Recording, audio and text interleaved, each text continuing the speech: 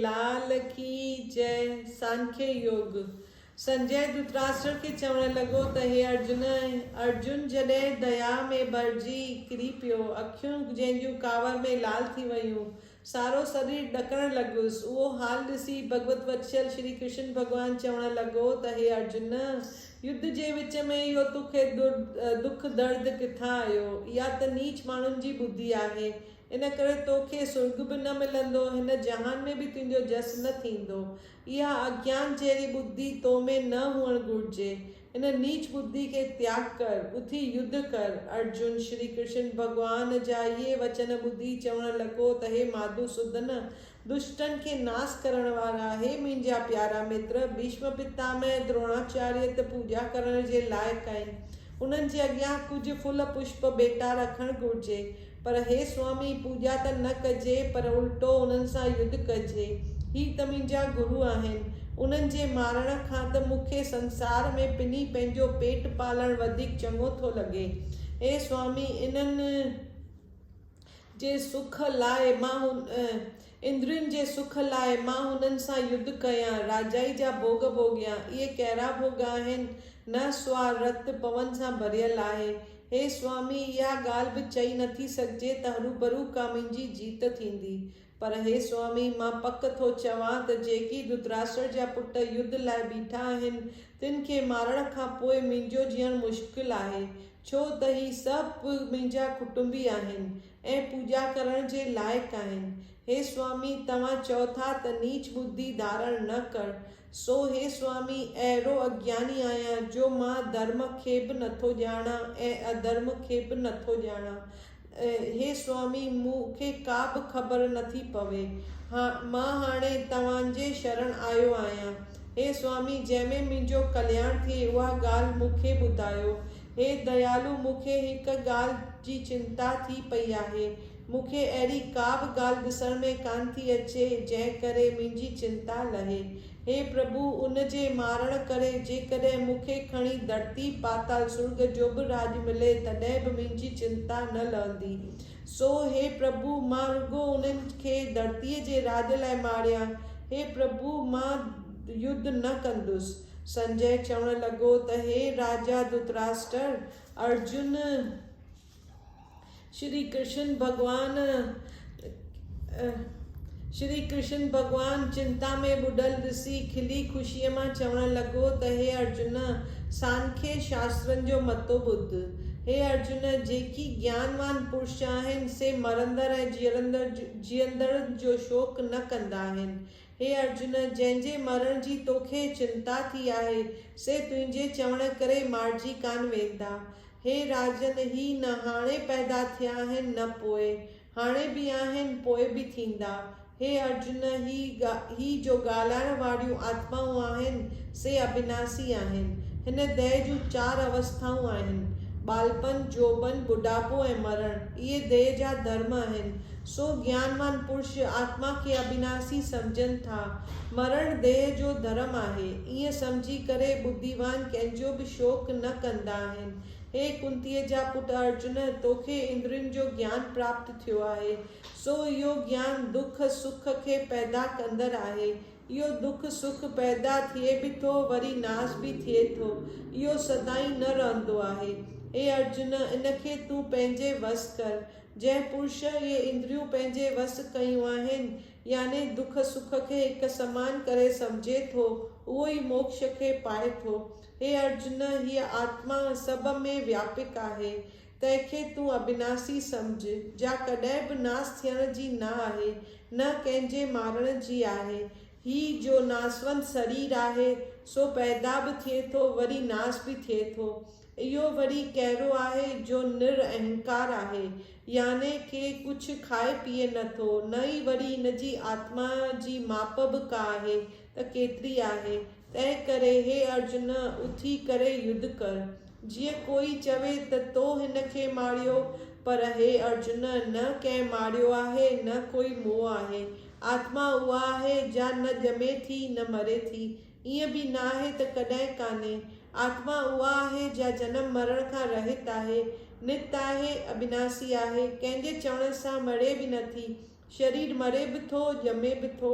मरण शरीर जो धर्म आहे, आत्मा सदाईं अमर आहे। हे अर्जुन, जिन आत्मा खे अहिड़ो सम्झियो आहे से अज्ञानी पुरुष आहिनि। हे अर्जुन, जेकी तूं चवीं थो त मूं हिन खे मारियो या हिन मूंखे मारियो, सो सभु अज्ञान आहे। हे अर्जुन, देह आत्मा जो संजोग कठो ई आहे। कहिड़ी तरह सो ॿुध, जहिड़ी तरह मेरा कपिड़ा लाहे वरी खणी अछा कजनि, तीअं आत्मा पुराणी दह छॾे वरी वञी नई दह में पवे थी। वरी आत्मा कहिड़ी आहे, जा हथियारनि सां वढिजे नथी, बाहि में सड़े नथी, पाणी में बुॾे नथी, हवा में सुके नथी। अहिड़ी जा आत्मा आहे, सा न्यारी आहे, जा ज़ख़्म खां, बुॾण खां, सड़ण खां, सुकण खां परे आहे, सदाईं अविनाशी आहे, कॾहिं बि उहा नाश थियण जी न आहे, सर्वव्यापी आहे। तंहिं करे उनखे तूं नित ऐं निश्चल चवनि था। वरी आत्मा कहिड़ी आहे, जॾहिं जा ॾिसण खां परे आहे, उनखे कंहिं बि कोन ॾिठो आहे, न कंहिंजे ख़्याल में थी अचे ऐं कुझु करे बि नथी। हे अर्जुन, जिन अहिड़ो आत्मा खे सम्झियो आहे से वरी कंहिंजी चिंता कनि। तहिड़ीअ तरह मूं तोखे चयो त हे अर्जुन, तूं आत्मा खे अहिड़ो नथो ॼाणी त बि ख़्यालु करे ॾिस, जेको ॼाओ आहे सो नेठि मरंदो, जेको मोह आहे सो नेठि ॼमंदो। अहिड़ी तरह हे अर्जुन, तूं ईअं ॼाणी कंहिंजो बि दुख न कर।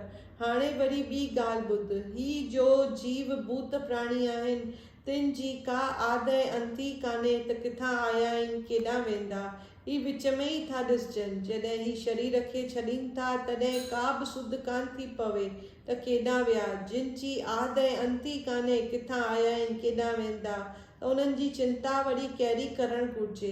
तंहिं करे हे अर्जुन, चिंता करणु चङी न आहे। वरी ॿियो ॿुध, जेको हिन आत्मा खे ॾिसणु घुरे सो ई अचरज करे ॾिस, जेको चवी सो बि अचरज करे चओ, जेको ॿुधी सो बि अचरज करे ॿुध। इहो अचरज छा आहे, जेको कुझु बयानु करे नथो सघे त छा आहे, जंहिंजी देह में रहंदे बि मन न ॼाणे त छा आहे, तंहिंजी चिंता वरी कहिड़ी करणु घुरिजे। हिकु ॻाल्हि जी तूं पक करे ॼाण त आत्मा अविनाशी आहे। इन करे हे अर्जुन, तूं कंहिंजी बि चिंता न कर। तूं खत्री आहीं, युद्ध करणु तुंहिंजो धर्म आहे, तंहिं करे तूं पंहिंजे खत्री धर्म खां न फिर। इहो समो खत्री लाइ ॾाढो कठिन आहे। पंहिंजी इच्छा सां ही सभु योद्धा अची गॾु थिया आहिनि। सुर्ग जा दरवाज़ा इन्हनि लाइ खुला पिया आहिनि। हे अर्जुन, जेको खत्री युद्ध कंदे मरे थो सो सिधो सुर्ग में वञे थो। सो जेकॾहिं तूं युद्ध न कंदे त तुंहिंजो सभु धर्म नाश थी वेंदो, जस हलियो वेंदो। सो तूं मुंहिंजो धर्म ऐं जस छॾे पाप में न पव। जेकी तुंहिंजो जस ॻाईंदा सही तुंहिंजो अपजस ॻाईंदा। चवंदा त अर्जुन में कुझु बि न आहे, इन में कुझु बि बल न आहे जो युद्ध मां हलियो वियो। सो हे अर्जुन, इन निंदा खां मरण भलो आहे। जॾहिं तूं पंहिंजी निंदा ॿुधंदे तॾहिं तोखे ॾाढो दुख थींदो। जेकॾहिं तूं युद्ध जे विच में पंहिंजो शरीर त्याग कंदे त हिकदमि सुर्ग खे वञी प्राप्त थींदे। जे तूं युद्ध खटंदे त धरतीअ जे राज जो सुख भोगींदे। तंहिं करे हे अर्जुन, तूं उथी युद्ध कर। सुख दुख लाभ हानि जीत हार सभु हिकु जहिड़ी सम्झी उथी युद्ध कंदे त तोखे पाप न लॻंदो। हे अर्जुन, मूं तोखे सांख्य शास्त्रनि जो मतो ॿुधायो आहे, हाणे योग शास्त्रनि जो मतो ॿुध। सो योग कहिड़ो आहे, जंहिंजे ॿुधण या सम्झण करे जीव जनम मरण जे बंधन खां छुटी मुक्ति प्राप्त करे थो। हे अर्जुन, मां पंहिंजनि भक्तनि सां कहिड़ो आहियां, जेकी मुंहिंजा भगत मुंहिंजी शेवा पूॼा प्रेम सां कनि था। उन प्रेम में के अॻे पूॼा कनि था त के पोइ पूॼा कनि था। उन्हनि भक्तनि ते पाप कान्हे। मां उन्हनि जी कीअं बि करे ॿुधां थो। जे मुंहिंजा भगत मुंहिंजे प्रेम में मगन थी विया आहिनि, तिन खे का बि सुर्त कान आहे। उन्हनि जी साख जीअं राम अवतार में बीलड़ी चंडालनि जा झूठा ॿेर प्रेम सां भोग कया हुअमि। हे अर्जुन, मुंहिंजी भक्ति ॾिसण में थोरी आहे, पर अॻियां उनजो फल तमामु घणो आहे। इहो फल कहिड़ो आहे, जनम मरण खां छुटी मुंहिंजे अविनाशी पद में वञी प्राप्त कंदो आहे। हाणे जहिड़ी रीत मूंसां भक्तनि जी प्रीत आहे सो ॿुध। हे अर्जुन, मुंहिंजे भक्तनि जी फ़क़ति मुंहिंजे चरणनि कमलनि सां ई प्रीति आहे। मूंखां सवाइ ॿिए कंहिं बि देवता खे नथा पूॼीनि। मुंहिंजे नाले खां सवाइ ॿियो मुख मां कुझु बि नथा चवनि ऐं ॿुधनि। फ़क़ति मुंहिंजे चरणनि सां ई उन्हनि जी प्रीति आहे। जिन जी प्रीति मूंसां कान्हे उन्हनि जी ॻाल्हि ॿुध। उन्हनि जी ॿुध सदाई पई थी भटके, जंहिंमें ख़्यालु कनि तंहिंमें बराबरि न लॻेनि। इहे कहिड़ा आहिनि जिन जो निश्चो मूंसां कान्हे। से माण्हू देवताउनि खे पूॼीनि था पर उपदेश कनि था। अहिड़ा अंधा मूर्ख पाण खे पंडित सॾाइनि था। हे अर्जुन, वेदनि जो वाद मां पाण में मोहियल पिया आहिनि, हाणे ॿियनि खे बि पिया मोहिनि। जिन जी इंद्रियुनि जे भोगनि में कामना आहे, उन्हनि भोगनि खे सुर्ग जो ई परम पद करे था सम्झनि। सो इहे सुर्ग में वञी वरी किरी अची हेठि पवनि था। इहे घणनि ॿुद्धियुनि वारा जिन जो हिकु निश्चो न आहे, से ई सुर्ग मां किरी हेठि पवनि था। हर हर संसार में ॼमनि ऐं मरनि पिया। कर्म बि इहे पिया कनि त जिन जे करण करे तमामु कष्ट पैदा थिए थो। उन्हनि कर्मनि करण करे थोरो वक़्तु वञी सुर्ग खे प्राप्त कनि था, वरी जल्द किरी पवनि था। अहिड़ी बुद्धि वारा थोरा आहिनि जिन जी इच्छा इंद्रियुनि जे भोगनि में नथी लॻे, संसार में पंहिंजी वॾाई पिया कनि। उन्हनि ॻाल्हियुनि करे जिन जी बुद्धि अंधी थी पई आहे, तिन जी बुद्धि जो भाव मुंहुं में नथो लॻे। मुंहुं में भाव रखण खां सवाइ उन्हनि जो कल्याण कॾहिं बि न थींदो। हाणे हे अर्जुन, वेदनि जो विस्तार ॿुध। हे अर्जुन, वेदनि जे ॿुध बि टिनि गुणनि मंझि आहे। तूं उन्हनि टिनी गुणनि खां न्यारो थी। कीअं रहो जिते न गर्मी आहे न सर्दी आहे, न जनम आहे न मरण आहे। अहिड़ी जा आत्मा आहे, सा सत स्वरूप नित्य आहे। तूं उन सां जुड़। आत्म सुख ऐं इंद्रियुनि जे भोगनि जो सुख, तिन जे विच में वॾो भेद आहे। उन्हनि जो दृष्टांत ॿुध। जीअं खूह ते वञिजे, उन मां कोशिश करे पाणी कढिजे, तॾहिं पाणी पीअण में ईंदो, पर चङे तरह सां खूह में सनानु करण में न ईंदो, न ई कपिड़ा धोअण में ईंदा। पर नदी ऐं तलाव में कपिड़नि धोअण, सनानु करण, पाणी पीअण जो चङे तरह कार्य करे सघिबो। अहिड़ीअ तरह आत्मा ब्रह्म सां वञी मिलियो, आत्मा जो सुख बि पातई। तंहिं करे हे अर्जुन, अहिड़ो जो आत्मा जो सुख आहे, तूं उन सां जुड़। तुंहिंजो त खत्री धर्म आहे।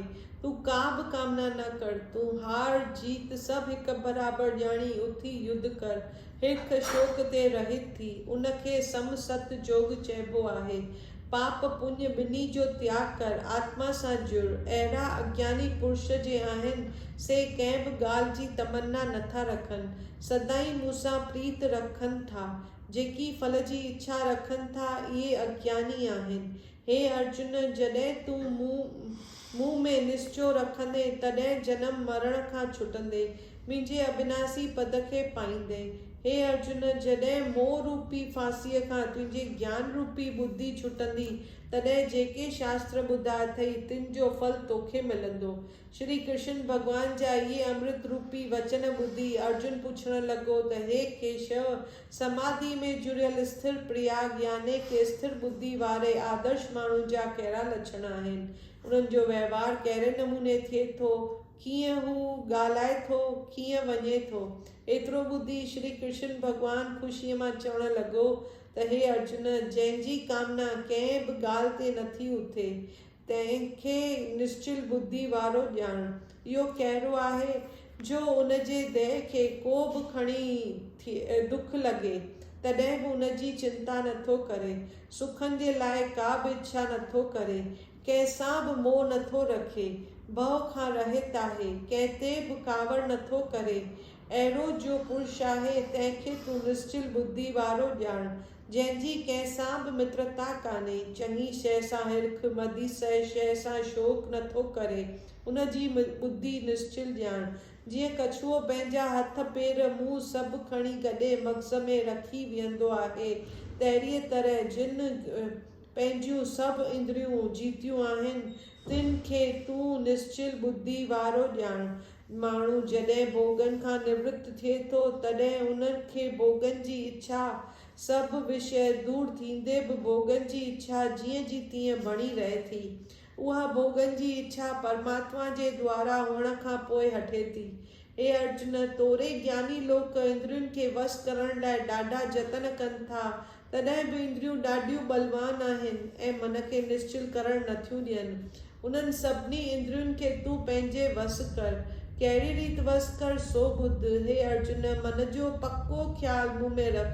मन जे करे ई सभु इंद्रियूं सुरजीत आहिनि। इन करे मन पकीअ रीति मुंह में रख त सभु इंद्रियूं पाण ई वस थींदियूं। जंहिंजे वस में इंद्रियूं आहिनि तिन जे वस में बुद्धि आहे।